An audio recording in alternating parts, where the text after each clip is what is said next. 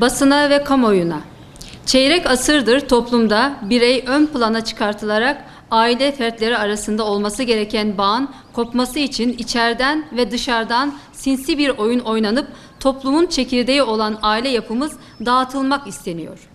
Türkiye'de ve dünyada aileyi yok etmeye karşı küresel, topyekün gizli bir saldırı var. Aileyi korumak tüm insanların fıtrat olarak tabii, insani ve imani vazifesidir. Gerek hayat rehberimiz Kur'an'ın Tahrim suresi 6. ayetteki emri gereği ey iman edenler kendinizi ve ailenizi yakıtı insanlar ve taşlardan olan ateşten koruyun. Onun başında acımasız, güçlü, Allah'ın kendilerine buyurduğunu karşı gelmeyen ve kendilerine emredileni yerine getiren melekler vardır. Ferman ettiği gibi anayasanın 41. maddesi gereği ailemizi koruma görevimiz var. Başta İstanbul Sözleşmesi ve SADAV gibi uluslararası sözleşmeler olmak üzere aile huzurumuzu bozup şiddetli geçimsizliğe sebep olan faiz, kumar, içki, zina gibi yüz kızartıcı fiillerin bir an evvel bertaraf edilmesi gerekir. Sarhoşluk, trafik kazalarına, aile içi şiddete, sarkıntılığa, tacize, bağırıp çağırmaya, hatta cinayet işlemeye bile sebep oluyorsa bu melanet içki neden yasaklanmasın? Aile içi şiddete karşı olduğunu söyleyen kimseler neden bu konuda sessiz kalıyorlar? Toplumda evlilik yaşı yükseliyor. Evli çiftlerin de bundan dolayı çocuk sayısı azalıyor. Toplum yaşlı topluma doğru gidiyor. Dolayısıyla hem devlet hem millet olarak evlilikleri cazip hale getirmek, evliliği kolaylaştırmak, ev hanımlığını özel bir meslek görüp ailenin tesisi için payımıza düşeni yerine getirmeliyiz.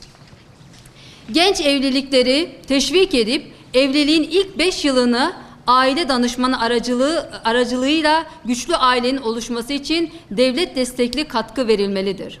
Genç evlilik mağduru 8.000 ailenin sorunu giderilmelidir. Evli kişi çalışıyorsa kesintilerdeki vergi dilimini düşürerek bir anlamda ekonomik olarak ödüllendirmeliyiz. Evlilik öncesi aile konulu kurslar verilerek güçlü kadın ve güçlü erkek yerine güçlü aile oluşturmalıyız. Ayrıca evli çiftlere de zaman zaman motivasyon seminerleri vermek gerekir. 6284 sayılı yasa ıslah edilerek sıra dışı uzaklaştırma cezalarıyla aileyi dağıtmanın nedeni olacak durumdan kurtarmalıyız. Aile içi ihtilaflarda Allah'ın emri olan hakemlik, arabuluculuk ve nasihat müessesesi yeniden ihya edilmelidir. Ailenin yeniden ihyası ve inşası için yasama, yürütme, yargı, yerel yönetimler, TSK, medya, sermaye grupları, cemiyetler, STK'lar, oda ve sendikalar seferber olmalıdır. Aileyi kaybedersek hiçbir şey onun yerini ikame edemeyiz. Tüm medya, çocuk, gençlik ve aile yönünden kontrol altına alınmalıdır. Aile kurma teşvik edilmeli, aile kurana en az 100 gram altın değerinde faizsiz kredi verilmelidir. Karı koca arasındaki hukukun çocuklar arasındaki bağın tesisi için daima uyarıcı görevimizi yapmaya devam edeceğiz. İnsanlığa ve aileye savaş açmış, topluma ve aileye zarar veren SADAV İstanbul Sözleşmesi'nin toplumsal cinsiyet eşitliği projesinin ve bağlı uygulamalarının Avrupa ülkeleri gibi geri dönülmez aşamalara gelmeden iptal edilmesini istiyoruz. Aileye, devlete zararlı tüm yasalar ve sözleşmeler Macaristan, Bulgaristan, Romanya, Ukrayna, Rusya, Ermenistan, Azerbaycan, İspanya ve İngiltere'nin yaptığı gibi çöpe atılmalıdır. Bu sözleşmelerin yerine aile medeniyetimize uygun aile anayasası, Anadolu Sözleşmesi, Fıtrat Sözleşmesi hazırlanmalıdır. Aileyi savunmak, vatanı savunmaktır. Önce aile deyip Reis-i Cumhurumuzun 2 Haziran 2019 14 Temmuz 2020 tarihlerindeki aileyi ifsat eden İstanbul Sözleşmesi nas değildir. İptal edilsin. Talimatının sonucunu görmek istiyoruz. Talimatın acilen uygulanmasını bekliyoruz.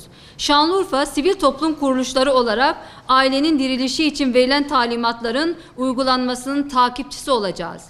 Gelecek nesillerin hakkı adına, kendi çocuklarımızın ve torunlarımızın hakkı adına, huzur evlerinde ölüme terk edilmiş ihtiyarların hakkı adına, intihar noktasına gelmiş depresyon hapları müptelası yalnızların hakkı adına, sokaklara terk edilmiş çocukların hakkı adına, geleceğimiz adına, insanlık adına, ülkemiz ve ümmet adına önce aileyi savunabilmeliyiz.